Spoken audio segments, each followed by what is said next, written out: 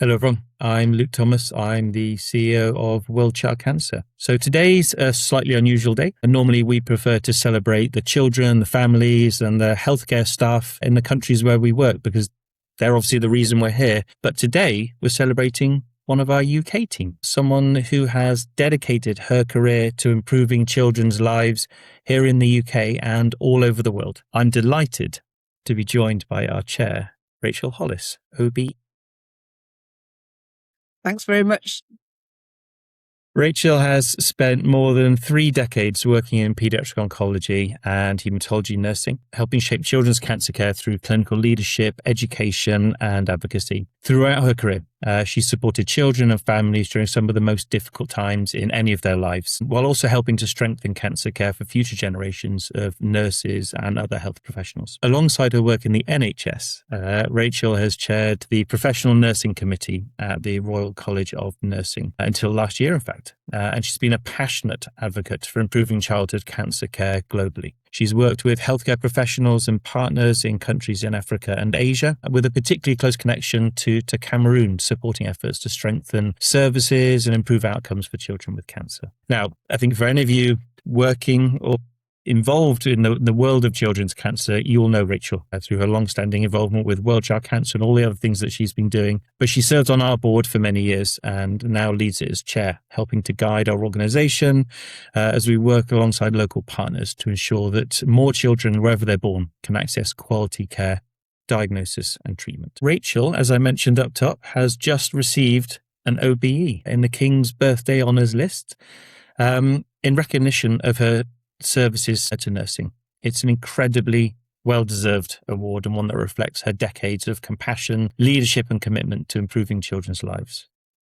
So Rachel, enough of that.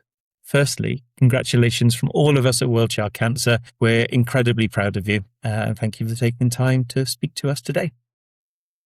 Thank you very much, Luke, and thank you for all those very kind words. And I think you can imagine how uncomfortable that all made me feel. But no, thank you very much for inviting me and thank you for the congratulations. So thank you. Yeah, fantastic. Well, I have a few things I'd love to cover with you. I'd love to talk through. So let's start with the OBE then. So when you found out you were being awarded an OBE, what was your first reaction? Shock, I guess, was the first reaction. But then, of course, I'm very proud. It's an incredible honour to receive and proud. And if it doesn't sound too cheesy, proud and humble to receive it. Yeah, well, it recognises your services to nursing, and I think pride is definitely a very reasonable, reasonable thing to feel. I think that you've got a lot of things that I think you should be proud of over your career. But looking back over that time, what sort of few things make you the most proud over all the things that you've achieved in those years? I guess that's sort of changed over time, Luke. And at the start of my career, it would be quite direct with the work done with families and children. So knowing that I'd made a difference to a child or a family as I became more senior, knowing that a shift had gone really well. And then as I took on leadership roles, I think really being proud of the teams that I worked with and was able to develop. So I think there've been sort of, thinking about my clinical career, those are the sorts of things. And then more recently, as I've taken on a sort of more national leadership work, then again, seeing the fruit of some of that work come to pass, whether that's the publication of a report or a change to services. So I think as my career has changed, then the things that make me proud have changed. But I think in essence, what makes me proud is to be a nurse. I think this is a fantastic profession. Of course, I would say that it's the best profession. And I think knowing that I've served that profession over 40 years now in different ways is probably the thing that makes me most proud. And the reason that recognition was a very proud moment. Well, don't tell any of the doctors we know, but I also think nurses are the most important profession in the sector as well. I think that, you know, you guys really are the backbone of the healthcare service. I think nothing happens without you. And I think that what you've achieved, you know, right from being, you know, being a nurse right at the start of your career, right up to where you are now is extraordinary. I think that even if you just stayed a nurse, you know, and just had a, you know, career purely as a nurse, I think it still would have been extraordinary. One of the things I always say to people, Luke, and it's something that nurses do, is they say, I'm just a nurse. No one is ever just a nurse. So yeah, no, it's a really good phrase. Yeah, I like that.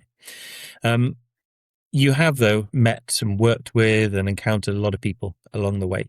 You know, obviously the recognition and the award is for your service and what you've achieved. But obviously a lot of people contribute. You know, you've been part of groups. You know, no one achieves anything, no matter what they are, on their own. So who are the people you'd like to share this kind of recognition and you know, to celebrate alongside? Thank you. And yeah, absolutely. This is a recognition, not just for what I do, but for the parts. And, you know, again, I guess there are different teams and individuals that I've been part of and individuals that I've worked alongside. So most of my clinical career was in Leeds Teaching Hospitals Trust, where we had a fantastic multidisciplinary team but also, and in particular, then a very strong nursing team.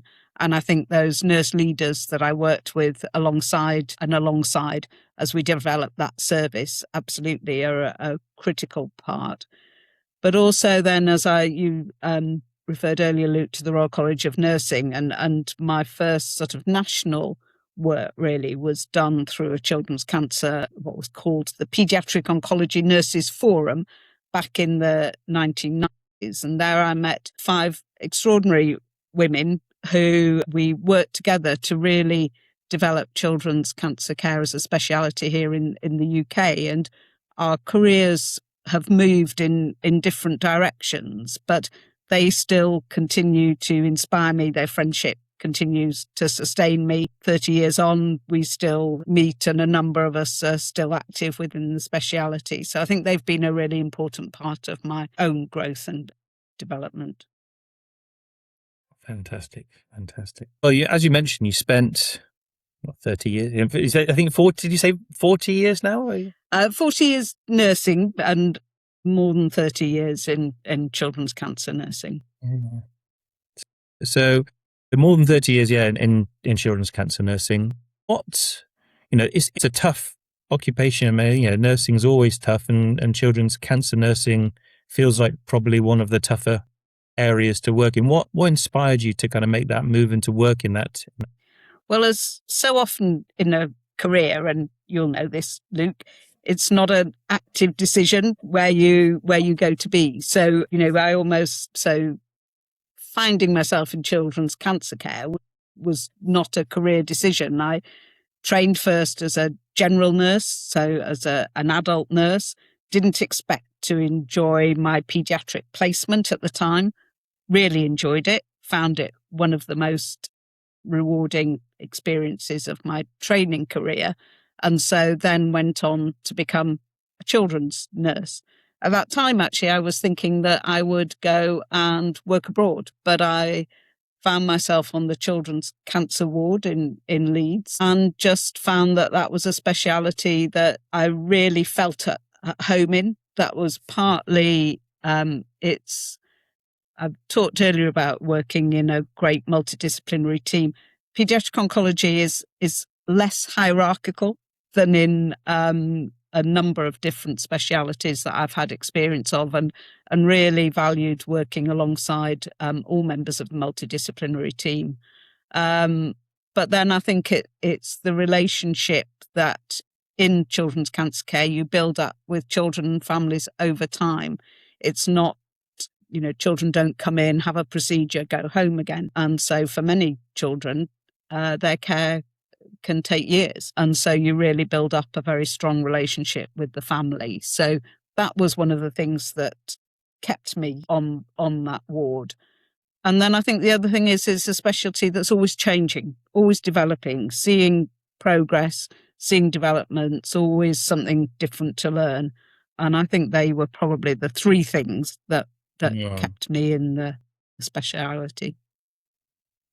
And obviously, those things, a lot of what you've just described there are the things that are rewarding, so building those relationships with children, with families, seeing progress over time, all those kind of things. But that's also what makes it quite demanding.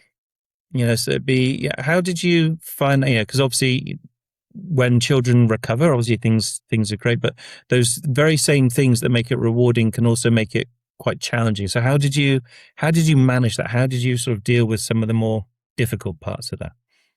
So I think one of the things, first of all, to recognise is that actually here in the UK, children's cancer survival rates have, they've improved over my professional lifetime. But even when I started, they were in the sort of high 70s and they're now over 80%. So most children do get better. Yeah. So there is that positive side. As you say, then there are children who don't get better, and there are also children who, even if they do have have times when they're really sick, really unwell. And I think the thing that, has always kept me sustained it is knowing that what I do can make a difference to children, make a difference to families. And that actually it's a privilege to be there at some of those most difficult times, to be able to provide care or just to listen to a family the most difficult times in their lives. So I think it's yes, the challenge is there, but knowing that you can make a difference, knowing that by being there, things are easier for that child or family is probably what has sustained me, alongside the teams that I've worked with.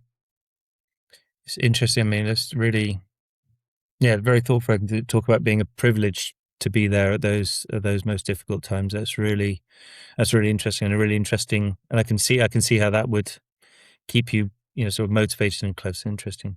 Okay. So you mentioned that children's cancer care has changed. I think, and you were just saying even since you started it, the survival rates alone have increased from sort of 70 or so percent to approaching 90% in lots of, in overall, I think in the UK. How's that? How's the care, the cancer care, the results, but also the actual care itself changed since you first started nursing?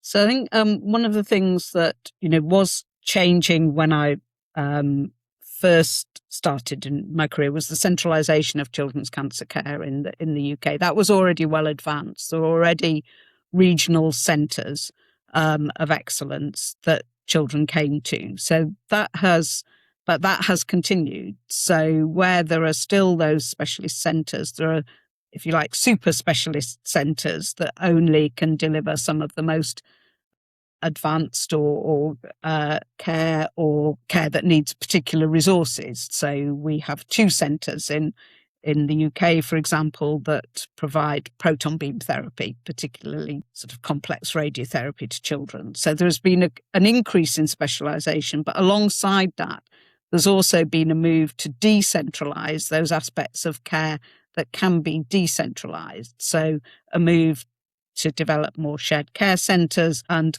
care that can be delivered in the community. So here in Leeds, there's been some recent work on giving more chemotherapy in the home for children who are well and therefore don't need to come into hospital. So I think a recognition that centralisation is important to have the specialist knowledge, but also wherever possible to have care closer to home.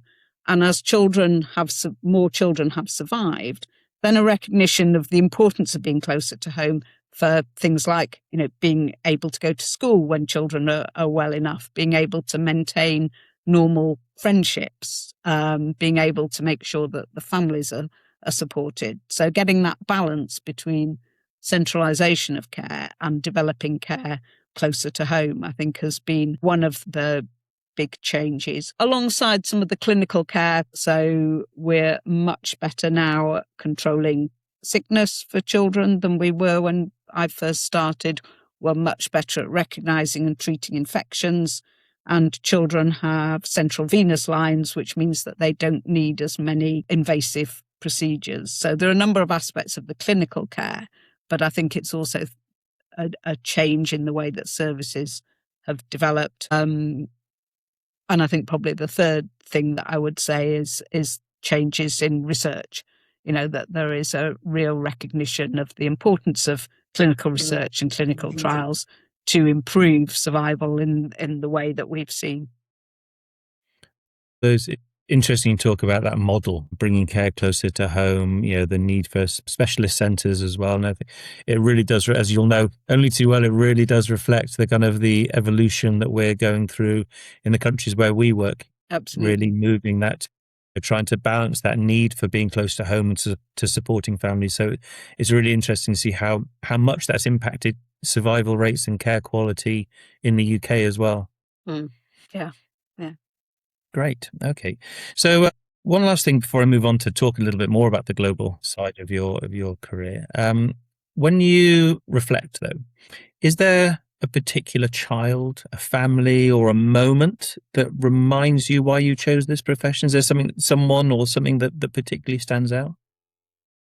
Yeah, I think that I think very often when you start in the speciality, it's often in some of the early days when you're really impacted by an individual child or family. And there's a little boy that I looked after called Christopher, who was about 6 when I first started looking after him, after I'd only been on the ward for probably a couple of years. Just something about he was a great character. He had a difficult to treat illness. He sadly didn't survive, but I think Christopher was one of the children that I remember very clearly, but also his parents. And I think one of the things that I've learned along the way is that, that children are very resilient, and often one of the most important aspects of care is actually providing support to the family, and understanding their perspective and listening to their story.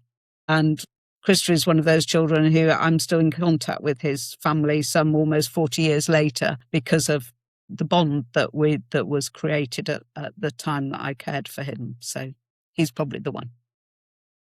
Well, that's fantastic. Thank you. So your work has taken you well beyond the UK, so lots of different countries, including supporting cancer care programs in countries such as Cameroon and beyond. We mentioned Cameroon earlier. What inspired you? Because there's a lot to do in the UK. You could have just stayed focused on the UK and all the fantastic stuff you were doing here. But what inspired you to take your experience onto the global stage? So I became involved in the International Society of Paediatric Oncology, SIOP, probably more than 20 years ago. And I remember going to a SIOP conference in Oslo and seeing a poster that gave the results of children in a particular low-income country being treated for acute lymphoblastic leukemia, the disease that in the UK we were already had a very high survival rate. And a large proportion of those children died of a toxic death during induction, something that really shouldn't happen. From that poster, I went into a session which was focused on improving care in low and middle income countries. And there was a lot of discussion about access to chemotherapy and training of doctors, both critical. But there was no talk there about nursing and developing nursing. And I knew that actually once you've given the chemotherapy and at a time like induction, it's good nursing that can really prevent the sort of toxic deaths that they were reporting. And I think that really is when I started to become involved in SIOP generally, but particularly advocating for nursing in low and middle income countries. Yeah, it goes back to that point we said right at the start, just about how important nurses are and that whole ecosystem that really is just crucial to good outcomes. So you've now seen those health systems in very different settings. What lessons have stayed with you from those various experiences? I think the importance of looking and listening. So that really listening to those working in different healthcare settings about what their challenges are and what they need to address those challenges.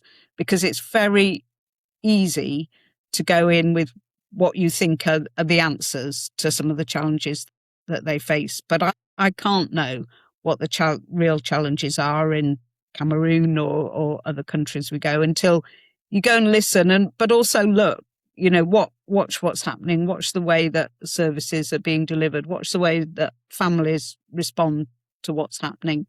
And only then working, again, with local leaders to think about how to support the change that they want to see. It's not about the change that we might want to make. Very early on in my career, I think someone said to me, "You have 2 ears and 1 mouth. Use them in that ratio," Yeah. which I've intermittently succeeded at doing. But I think it really is. I think that what you've just described I think actually is a journey that the whole international development and international healthcare sector has been on, about listening first, learning first, and speaking last, and really making sure that those local voices, those local experiences, that local expertise is what drives the change, because they understand what's going on. So it's it actually it's the perfect segue actually to the next question, because you've been passionate about supporting nurses to lead that change themselves, and in particular local nurses, the people who are there on the ground doing that work. So why is it that listening first is important? What is it that's, why is investing in that local expertise so important to getting the change that we want?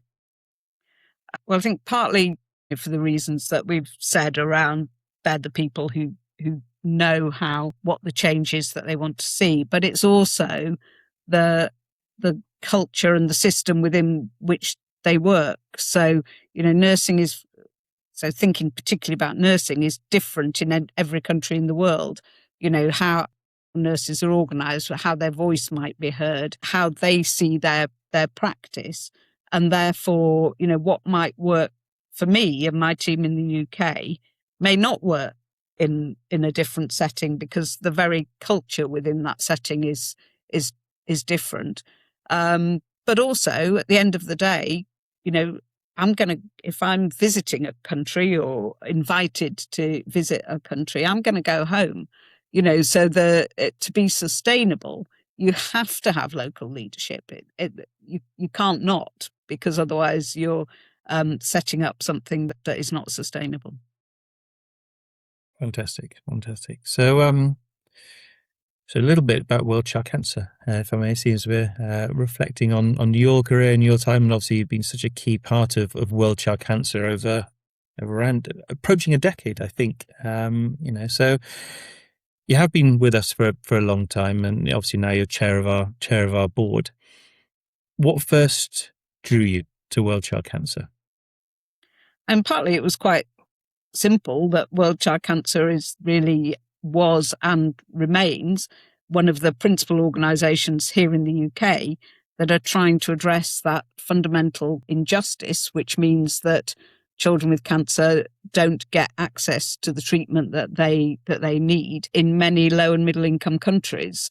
So that, as I became more aware of that disparity in survival across the globe, then I guess what I saw in World Child Cancer is an organisation that was determined to change that global disparity and that fundamental injustice that meant that the most important factor in whether or not you survive childhood cancer is where you were born in the world. And as an organisation, you've been chair and on the board through some quite remarkable times, both, some of the growth that we've gone through as an organisation, but also challenges of COVID and other financial challenges and all the things that happen over the course of time. But looking at all those kind of ups and downs over the years, and then looking ahead, what makes you most hopeful about the future of childhood cancer care? I think a growing recognition. Children's cancer care is a very small community, and those delivering it are an increasingly connected community. And actually, I think that there is a growing recognition that to make the difference, we have to work together, and we have to work together as a global community. And the WHO's Global Initiative for Childhood Cancer, I think, has been a really good vehicle for bringing people together. And it's great that World Child Cancer has been part of that from the very beginning. And I think it's that spirit of partnership and determination and a shared purpose to improve survival rates that are probably what makes me hopeful, recognizing the challenges that there are in the world, which makes that more difficult than it was even when World Child Cancer first came into being. But I think that, first of all, the global initiative has brought children's cancer to that international level and a greater visibility. And then the other thing that it has done is brought together key stakeholders who can work together to make a difference. Yeah, it was actually one of the things when I think back right from when you first interviewed me for the role, Rachel. I think it was one of the things I was most attracted to, is just how collaborative the organization is. Just its very DNA is about how do we work together to make things better. And I know that you've been kind of key at driving that. And that's always kind of, very much comes from you, but is right, right through the organization. So it's a really nice thing to see. So finally then, what message would you like to share with the next generation of children's cancer nurses? I think that first of all, that nursing is a brilliant profession. And I think that we can sometimes lose sight of that, and nurses lose sight of that in the challenges of busy working lives. Children's cancer care, paediatric oncology, is a really rewarding speciality in which to work. And I talked earlier about the privilege of caring for children. And I think it absolutely is a privilege to care for children and to listen to families and what they have to say.